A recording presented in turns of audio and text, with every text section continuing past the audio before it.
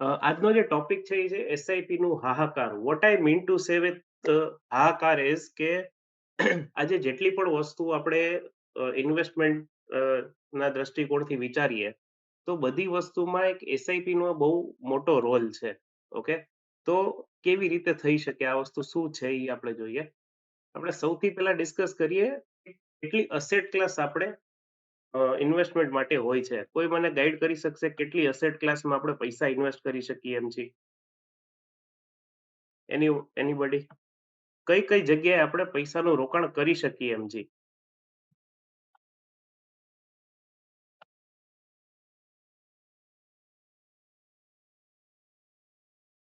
મારો white board દેખાય છે બધાને?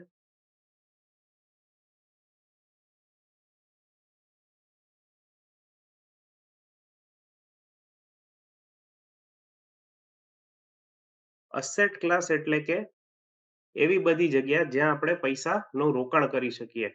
એમાંથી ચાલો હું સ્ટાર્ટ કરું. સૌથી પહેલી વસ્તુ છે,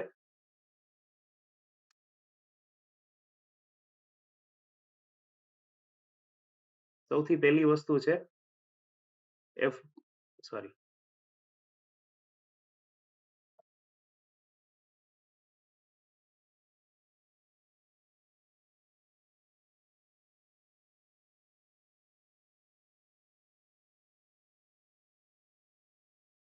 સૌથી પહેલી વસ્તુ છે એફડી. ઓકે, એવી રીતે બીજી કઈ જગ્યા છે જ્યાં આપણે પૈસાનું રોકાણ કરી શકીએ એમ છે?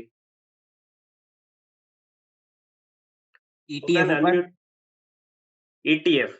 ETF એટલે હા. આપણે એવું કહી શકીએ કે ETF is mutual fund basically. Okay, એના સિવાય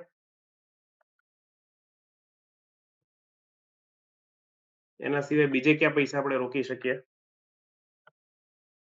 ગોલ્ડમાં, રિયલ ઇસ્ટેટમાં. ઓકે, આપણે રિયલ એસ્ટેટનું એક્ઝામ્પલ લઈએ. ઓકે, પછી ગોલ્ડ છે. એના સિવાય બીજું કંઈ?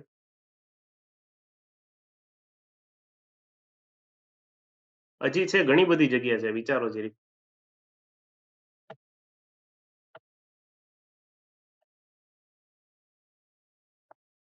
બીજું કોઈ કલ્પેશભાઈ, વિશાલભાઈ કે જવાબ આપવા માંગો છો?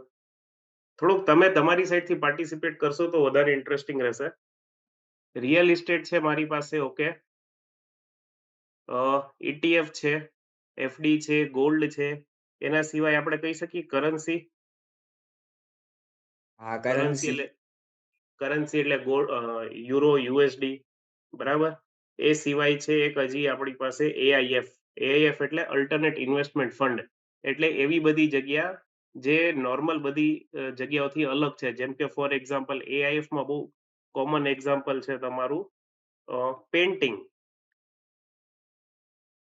પેન્ટિંગ મને પેઇન્ટિંગમાં રસ પડે છે. મને અલગ અલગ પેઇન્ટિંગનું ક્રિએટિવિટીનો આઈડિયા છે, તો મારી માટે ઈ પેઇન્ટિંગ 2 લાખ રૂપિયાની હોઈ શકે. પણ માનો કે તમને એમાં રસ નથી પડતો કે તમને એની આઈડિયા નથી, તો એની વેલ્યુ ઝીરો છે. એટલે આવા બધા ઇન્વેસ્ટમેન્ટ. જેમ કે બીજું છે કોઈન કલેક્શન. કોઈન કલેક્શન ઘણા લોકો જૂના કોઈન્સ, જૂના પૈસા કલેક્ટ કરતા હોય, બરાબર. એટલે મોટું મોટું હું તમારી સાથે ડિસ્કસ કરું તો બેઝિકલી 6 પ્રકારની એસેટ ક્લાસ છે. One is real estate, equity, currency, commodity. Right, કોમોડિટીમાં આવી જાય તમારે ગોલ્ડ, સિલ્વર બધું, બરાબર. એના પછી આવે તમારે એઆઈએફ, અને લાસ્ટ છે ડેટ. ડેટ એટલે કે એફડી. એઆઈએફ એટલે મેં તમને વાત કરી એવી રીતે પેન્ટિંગ ને બધું. કોમોડિટી એટલે એવી બધી વસ્તુ જેનું મેન્યુફેક્ચરિંગ નથી થતું અને નેચરલી માર્કેટમાંથી મળે છે. નેચરલી બધી વસ્તુ મળે છે, જેમ કે ગોલ્ડ છે, સિલ્વર છે, એટસેટ્રા, એ ટાઈપની વસ્તુ. કરન્સી એટલે ડોલર છે, પછી રૂપીસ છે, પછી યુરો છે. ઇક્વિટી એટલે શેર બજાર તમારી, બરાબર. અને રિયલ એસ્ટેટમાં શું હોઈ શકે? પ્લોટ હોઈ શકે, કમર્શિયલ હોઈ શકે, મોટી મોટી ઘણી બધી વસ્તુ હોઈ શકે.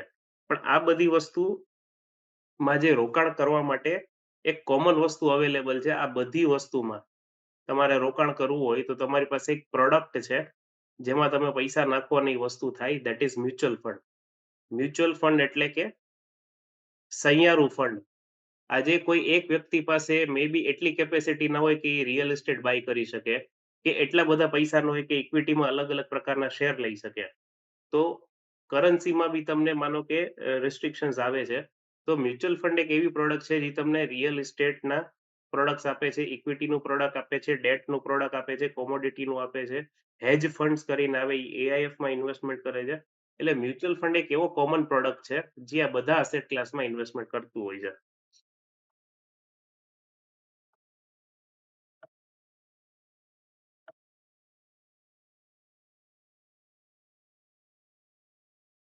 એટલે આપણે જોઈએ તો અલગ અલગ અસેટ ક્લાસ છે એનું રિટર્ન કઈ ટાઈપનું છે. આ 1998 થી લઈને 2018 સુધીનું રિટર્ન છે. જેમાં તમે જોઈ શકો છો કે real estate on an average 7% return આપે છે, એફડી 8% રિટર્ન આપે છે, ગોલ્ડ છે એ 10-11% રિટર્ન અને ઇક્વિટી 13% રિટર્ન આપે છે. તો તમારા હિસાબે શેમાં ઇન્વેસ્ટમેન્ટ કરવું જોઈએ? રિયલ એસ્ટેટ, એફડી, ગોલ્ડ કે ઇક્વિટી? જો આવી રીતે અલગ અલગ રિટર્ન આપતી હોય કોઈ ઇન્વેસ્ટમેન્ટ એસેટ ક્લાસ, તો તમારા હિસાબે શેમાં ઇન્વેસ્ટમેન્ટ કરવું જોઈએ? गोल्ड અને इक्विटी. ગોલ્ડ અને ઇક્વિટીમાં. એફડીમાં કેમ નહીં? उसमें फिर वो टैक्स वैक्स ज्यादा लगता है ना, तो आधा गवर्नमेंट खा जाती है, फिर एंड में 5% मिलता है तभी. Okay, right answer is everything. You should be investing in everything. શું કામ એને? આપણે વાત કરીએ, સૌથી પહેલા આપણે શરૂઆત કરીએ રિયલ એસ્ટેટથી. ઓકે, રિયલ એસ્ટેટમાં શું પ્રોબ્લેમ છે? હાઈ કેપિટલ જોઈ, રાઈટ? હાઈ કેપિટલ જોઈ છે તમારે, અને એમાં પ્રોબ્લેમ શું છે? લો લિક્વિડિટી. અચ્છા, એવું કોઈ પાસે દાખલો છે કે મેં રિયલ એસ્ટેટમાં પૈસા રોક્યા હતા, મેં કોઈ પ્લોટ લીધો હતો કે દુકાન લીધી હતી કે ઘર લીધો હતો, અને એના પછી મેં એ વસ્તુમાં લોસ કરી હતી અને હું એક્ઝિટ થઈ ગયો એમાંથી? એવા દાખલા ખરા આપણી પાસે? રિયલ એસ્ટેટમાં પૈસા રોક્યા હોય અને લોસ કરીને નીકળો એ વ્યક્તિ, એવા કેટલા દાખલા હશે? મારા ખ્યાલથી 2 થી 3%. પણ ઇક્વિટીમાં ઇન્વેસ્ટ કર્યા હોય અને લોસમાં નીકળે એવા કેટલા દાખલા હોય? 60 to 70%. ઇક્વિટીમાં તમારે લિક્વિડિટી બહુ સારી છે. લિક્વિડિટી મીન્સ કે તમે આજે તમારે એક્ઝિટ થવું હોય તો આજે એક્ઝિટ થઈ શકો, અને કાલે એક્ઝિટ થવું હોય તો કાલે થઈ શકો. રિયલ એસ્ટેટમાં એવું નથી. મારી પાસે મારું ઘર છે, મારે વેચવું છે, પણ સામે બાયર નથી. તો શું થાય? એ જ્યાં સુધી બાયર ન આવે અથવા તો જ્યાં સુધી મને મારી પ્રાઇસ નહીં મળે, ત્યાં સુધી હું રિયલ એસ્ટેટ હોલ્ડ કરીશ. એટલે એનાથી શું થશે કે મારું રિયલ એસ્ટેટ ઇન્વેસ્ટમેન્ટ છે ને ક્યારેય લોસમાં નહીં કપાય. મે બી વિથ ટાઈમ એ 7%-8%નું નાનું રિટર્ન આપે છે કમ્પેરેટિવ ટુ ગોલ્ડ અને સિલ્વર કે ઇક્વિટી, પણ એ ક્યારે તમારું લોસ નથી આપતું. એવી રીતે આપણે વાત કરીએ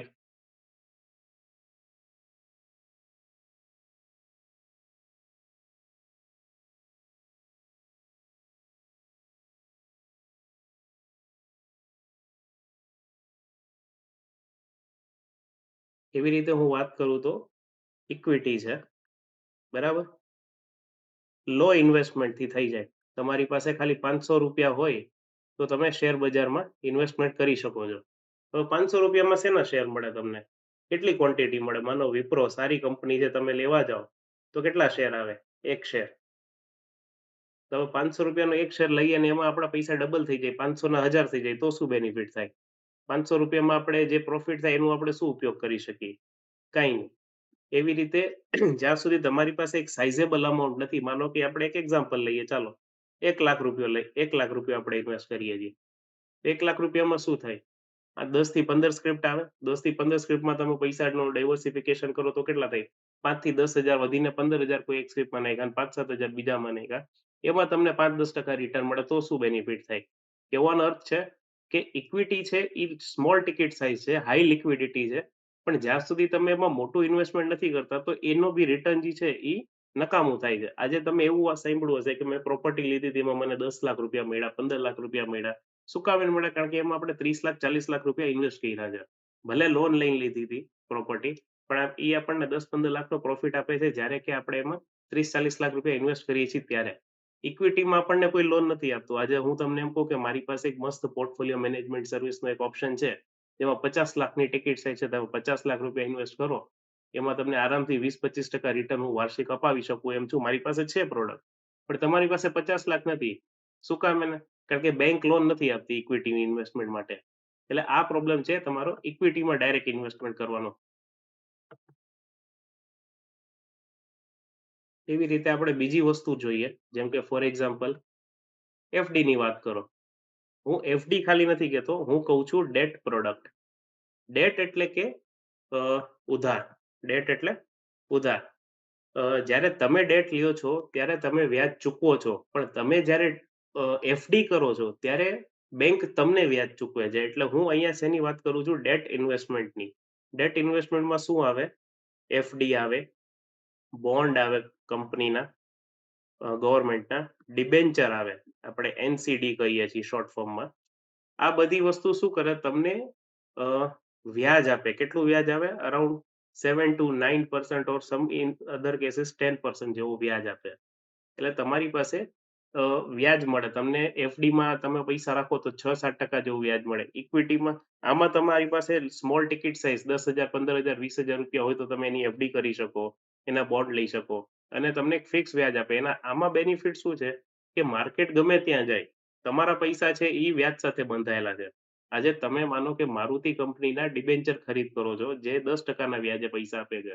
હવે મારુતિની માનો એકય ગાડી વેચાતી નથી, તો એનો મતલબ એમ નથી કે એના શેર ભલે નીચે પડી જાય, પણ એનો મતલબ એમ નથી કે તમને પૈસા રિટર્ન નહીં આવે. મારુતિની સ્ટેબિલિટી સારી હશે, જેમ આપણો સિબિલ સ્કોર હોય એમ કંપનીના ક્રેડિટ રેટિંગ હોય. આઈક્રાના અને ક્રિસિલના રેટિંગ્સ હોય. ઈ રેટિંગ જો એની સારી હશે, એને ઈ પ્રમાણે વ્યાજ ઉપર પૈસા મળશે અને ઈ એનું વ્યાજ ચૂકવવાના છે. એટલે માર્કેટ સાથે તમારી આ પ્રોડક્ટ સંકળાયેલી નથી.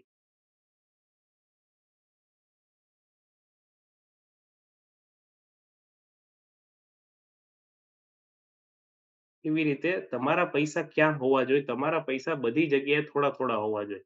હવે હું તમને સમજાવું કે મ્યુચ્યુઅલ ફંડમાં તમને આનો બેનિફિટ કેવી રીતે મળે. મ્યુચ્યુઅલ ફંડમાં તમારી પાસે ઓપ્શન્સ છે કે તમે ડેટમાં પૈસા રાખો. જે કોમન મ્યુચ્યુઅલ ફંડ છે એ ડેટ મ્યુચ્યુઅલ ફંડ, જેને આપણે લિક્વિડ ફંડ કહીએ છીએ. પછી આવે છે ઇક્વિટી ફંડ, અને ત્રીજો ઓપ્શન છે હાઇબ્રિડ કેટેગરી. હાઇબ્રિડ કેટેગરી એટલે આ બેનું કોમ્બિનેશન. ડેટ ફંડમાં ક્યાં રોકે? એફડી, બોન્ડ ને એ બધી વસ્તુમાં. ત્યાં તમે કેટલું રિટર્ન એક્સપેક્ટ કરી શકો? 5 થી 7%.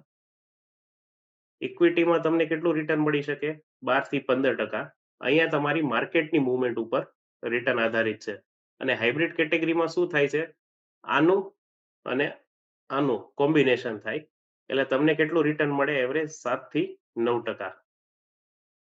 હવે આપણને ખબર છે કે અહીંયા 5 જ ટકા મળે છે અને અહીંયા 15% મળે છે, તો પછી એ 100 અહીંયા નાખવામાં શું વાંધો છે? વાંધો અહીંયા છે, હું પહેલા દિવસથી જ્યારથી તમે મારી સાથે સંકળાયેલા છો, તો હું એક જ વસ્તુની વાત કરું છું. વેનેવર you want to invest, you should have a proper goal for that. Investing હંમેશા ગોલ બેઝ થવી જોઈએ.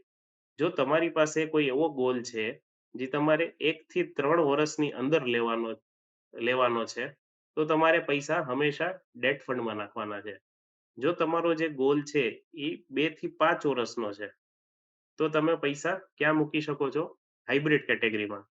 અને થર્ડ છે કે તમારો ગોલ જે છે એ 5 યર્સ અને પ્લસનો છે, તો તમારે પૈસા ક્યાં મૂકવાના છે?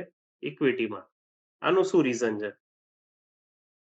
આનું રીઝન એવી રીતે છે કે જ્યારે તમે ઇક્વિટી ફંડમાં પૈસા રોકો છો, what is equity? Equity is equal to share.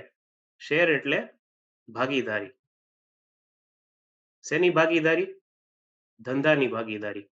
આજે હું કોઈ ધંધો કરું છું અને તમને એવું લાગે છે કે સુમિતભાઈનું આ જે કામ છે, બિઝનેસ છે એ સારો છે. મારે એમાં એની સાથે પાર્ટનરશિપ કરવી હોય તો હું શું કરીશ? એને એક્સ એક્સ અમાઉન્ટ આપીશ, એક્સ રૂપીસ આપીશ, અને એને શું કહીશ, તું લગાડ તારા ધંધામાં અને જે તને વળતર મળે એ મને ભાગીદારી પેટે તું મને પૈસા આપજે. એટલે આ જે પૈસા છે ઇઝ ઇક્વલ ટુ ઝીરો. આ તો પૈસા બારે નથી નીકળવાના. જે આપણે પૈસા ઇન્વેસ્ટ કર્યા ધંધામાં, એ તો બહાર કાઢવાના નથી. બહાર શું કાઢવાનો છે? નફો કાઢવાનો છે. અને નફો બી કેવી રીતે? ભાગીદારી પેટે. માનો કે આટલા પૈસા આપીને અમે 25% ની ભાગીદારી વેચી હોય, તો હું ₹100 ઇન્કમ કરું છું. ઇન્વેસ્ટમેન્ટ જે બી હોય ₹100 ઇન્કમ કરું છું, તો હું કેટલા રૂપિયા આપવાનો છું? ₹25 જ આપવાનો છું. હવે પ્રોબ્લેમ શું છે કે આજે મને કોઈ પૈસા બિઝનેસમાં પાર્ટનરશિપ તરીકે આપે, તો એને આવતીકાલથી હું નફો નથી આપી શકવાનો. નોર્મલી 3 થી 5 વર્ષ મને લાગે મારા ધંધાને સેટ કરતા, એને પ્રોફિટેબલ પોઝિશનમાં લઈ આવતા, અને એના પછી 4 થી 5 વર્ષ પછી હું એમાંથી પ્રોફિટ કાઢી શકું. આ સેમ પ્રિન્સિપલ લાગુ પડે છે ક્યાં? શેર બજારમાં. તમે જે કંપનીના શેર લ્યો છો, ફોર એક્ઝામ્પલ તમે લીધા મારુતિ કંપનીના શેર, ઓકે? મારુતિ કંપની શું કરશે? રો મટીરિયલ બાય કરશે, પ્રોડક્ટ ડિઝાઇન કરશે, એના પછી એની સીઝન આવશે, સીઝનમાં એ સેલ કરશે, અને સેલ કરશે એના પછી એને પ્રોફિટ મળશે. અને આપણે શું વિચારીએ? 9:30 વાગ્યા છે, આપણે મારુતિના શેર લીધા, 10:30 સુધી હજી સુધી પ્રોફિટ કેમ નથી થયું? એવી રીતે ના હોય. શેર બજારમાં તમારે ટાઈમ દેવો પડે. દરેક બિઝનેસની એક સાયકલ હોય. તમારે જે શેર તમે ઇન્વેસ્ટ કરો છો એમાં તમને ડિવિડન્ડ મળે, એનો ભાવ વધે, એની એક આખી સાયકલ હોય. એની માટે તમારે એને સમય આપવો પડે. એટલે જો તમારી પાસે 3 થી 5 વર્ષ ઓછામાં ઓછા ઇન્વેસ્ટમેન્ટના કેસમાં 5 વર્ષ કે એનાથી ઉપરનો સમયગાળો હોય, તો જ ઇક્વિટીમાં જવાનું. 5 years plus is equal to equity, right? હવે સેકન્ડલી, માનો કોઈ એવી ઇમરજન્સીના પૈસા હું ભેગા કરું છું. આજની તારીખમાં મારી બેંક બેલેન્સ કાંઈ નથી. પણ હું એવું ધારું છું કે મારે મારી ઇન્કમના 6 થી 9 મહિનાના એક્સપેન્સ, એટલે કે હું મહિને માનો ₹30,000 એક્સપેન્સ કરતો હોય, તો મારે ₹2,00,000 સેવિંગ્સમાં રાખવા છે, જે હું ઇમરજન્સીમાં યુઝ કરીશ. ઇમરજન્સી જે છે એ ક્યાં ઇન્વેસ્ટેડ હોવી જોઈએ? એફડીમાં ઇન્વેસ્ટેડ હોવી જોઈએ. ડેટ મ્યુચ્યુઅલ ફંડમાં ઇન્વેસ્ટમેન્ટ હોવું જોઈએ. શું કામ એને? કારણ કે એફડીની જે ભલે 5% રિટર્ન મળતા, એ ગેરંટેડ છે. ગેરંટેડ કરતા શું છે? મારું જે કેપિટલ છે, ઈ સેફ છે. શું છે? કેપિટલ મારો સેફ છે. એટલે મને ખબર છે કે હું એમાં ₹1,00,000 નાખવાનો છું, તો ઈ લાખના મારા 95,000 નથી થવાના. ઈ ભલે 1,00,000 ને 1,000 થાય. પણ ઈ ₹99,999 નહીં થાય જો મારા એફડીમાં પડ્યા હશે તો. તો એવી રકમ જે મારે 1 થી 3 વર્ષની અંદર, ઘણા લોકોના કેસમાં માનો કે મેં આજે કોઈ પ્રોપર્ટી સેલ કરી અને મારી પાસે વ્હાઈટના ₹25,00,000 આવ્યા છે. હવે સ્વાભાવિક છે, રિયલ એસ્ટેટમાં જ્યારે તમે રેસિડેન્શિયલ પ્રોપર્ટી સેલ કરો છો, તો ટેક્સ બચાવવા માટે તમારે બીજું રેસિડેન્શિયલ પ્રોપર્ટી બાય કરવાની છે.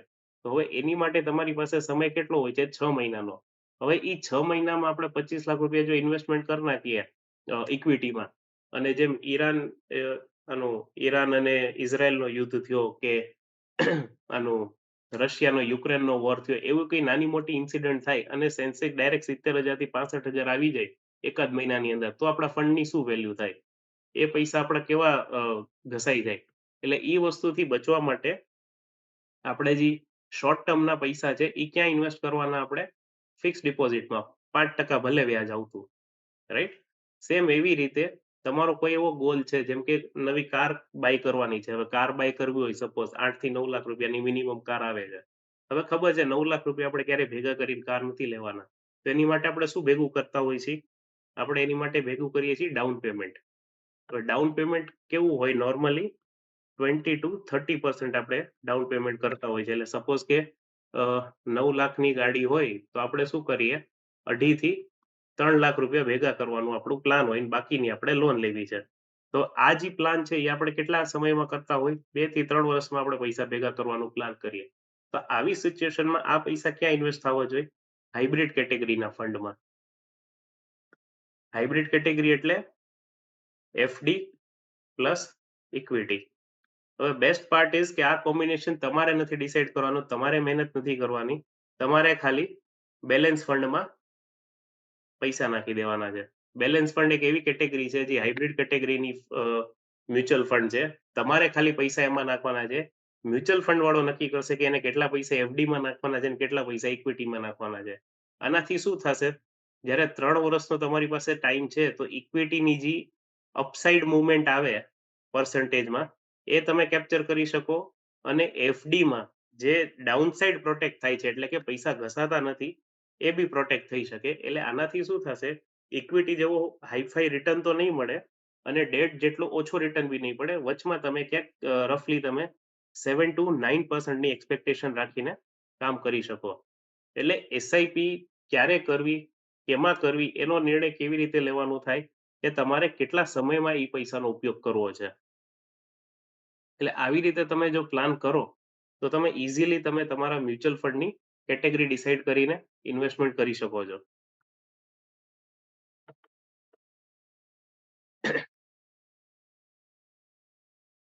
હવે આ એક એક્ઝામ્પલ છે રૂપી કોસ્ટ એવરેજિંગનો. મ્યુચ્યુઅલ ફંડમાં જ્યારે આપણે ઇન્વેસ્ટમેન્ટ કરતા હોઈએ છીએ,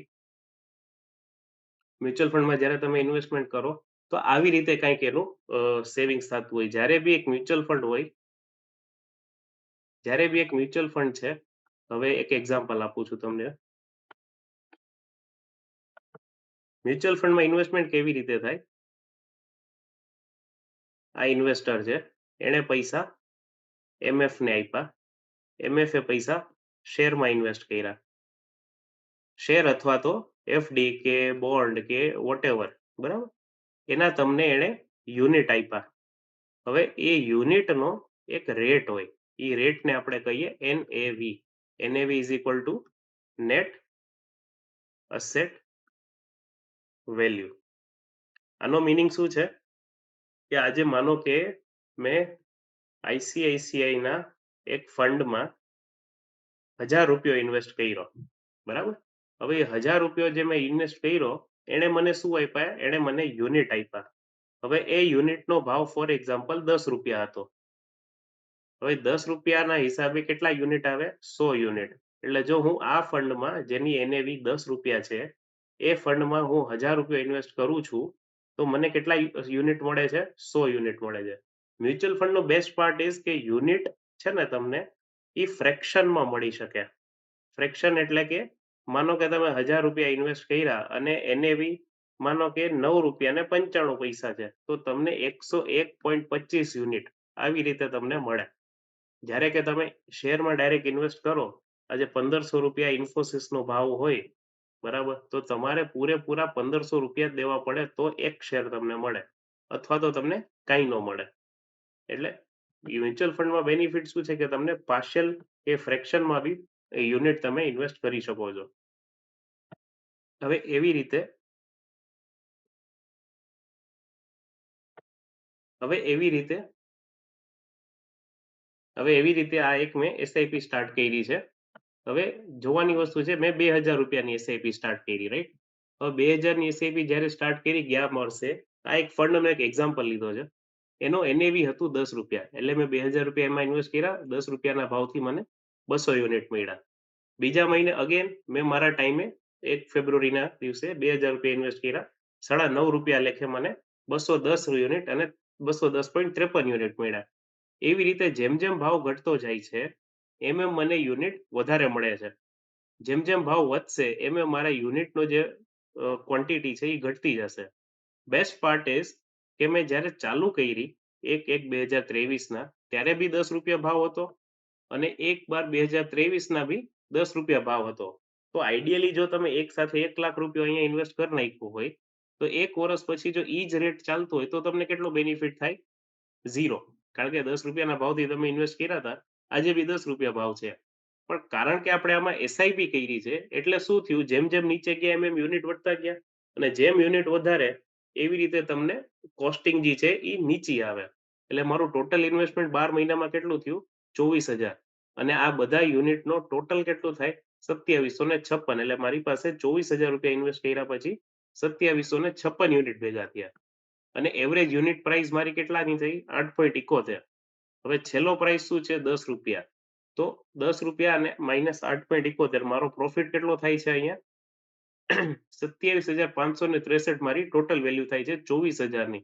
એટલે સેમ રેટ હોવા છતાં જે ડેટથી આપણે એસઆઈપી ચાલુ કરી એ એસઆઈપી ના ડેટના દિવસે 10 રૂપિયા હતા, અને છેલ્લો ઇન્સ્ટોલમેન્ટ આપણે જ્યારે ભર્યો ત્યારે બી 10 રૂપિયા જ હતા.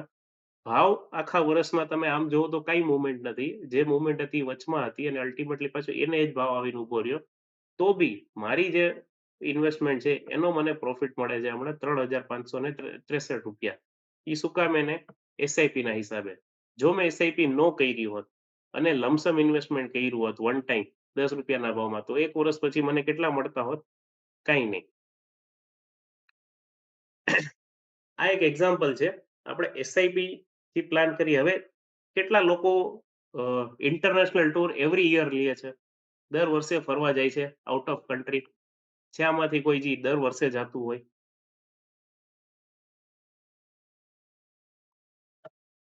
જાય છે કોઈ દર વર્ષે? નહીં?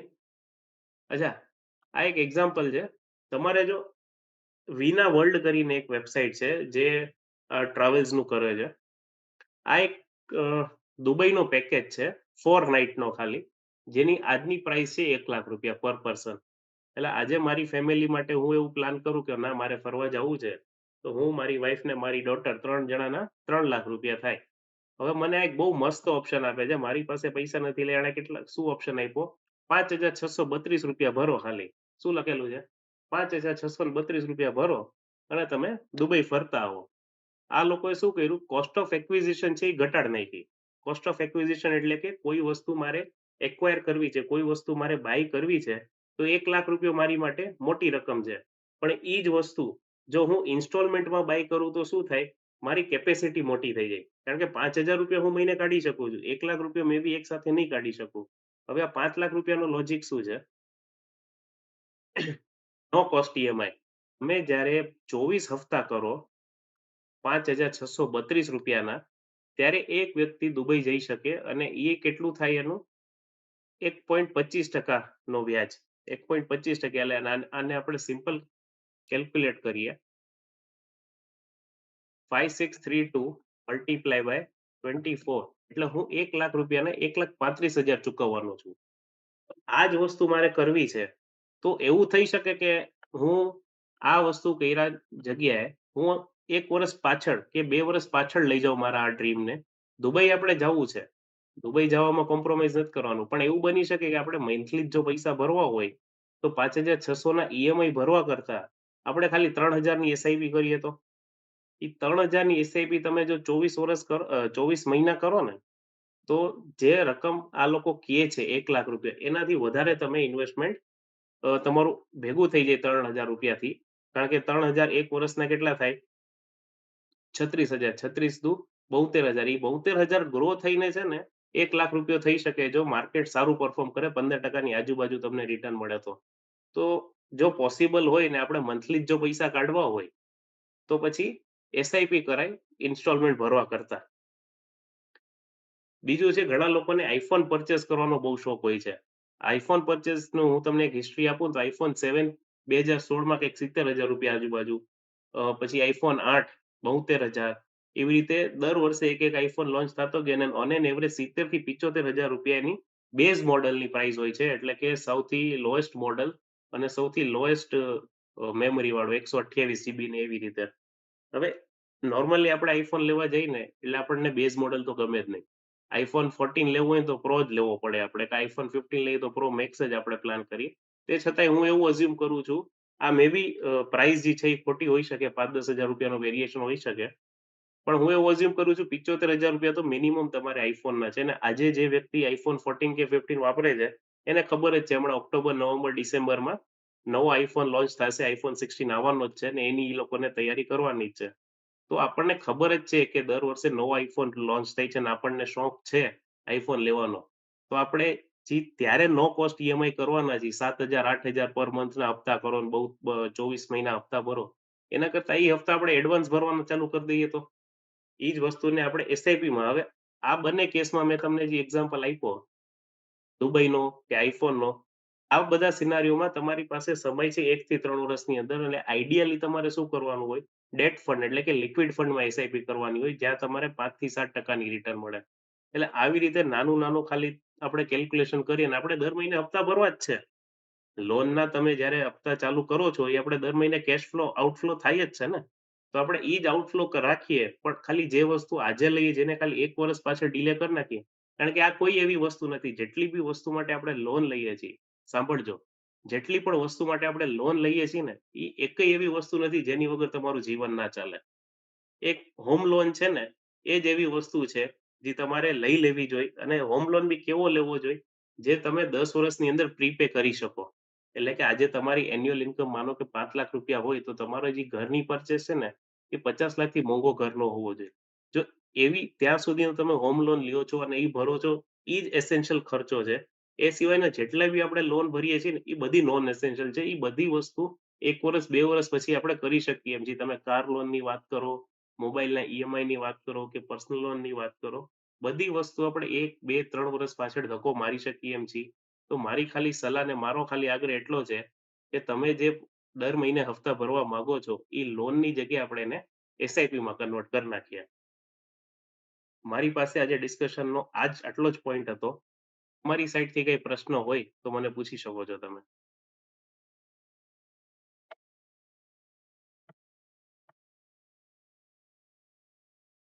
છે કોઈને પ્રશ્ન?